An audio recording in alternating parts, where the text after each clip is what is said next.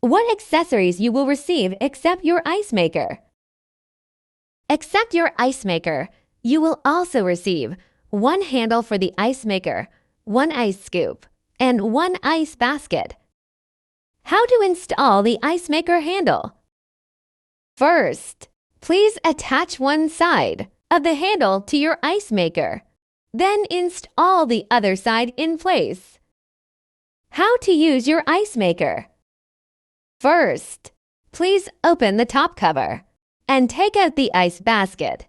Then pour potable water into the water tank until the water lever reaches the max mark. After powering on the product, the power indicator will flash green. Press on the OFF button for once. The power indicator will be steady on. The internal ice scoop will flip to a horizontal position. After this, you will hear the sound of the pump working. That's the sound of the pump in the water tank, pumping water into an internal ice scoop. Your ice will be produced and pushed to the ice basket. Now it's your time to enjoy the ice.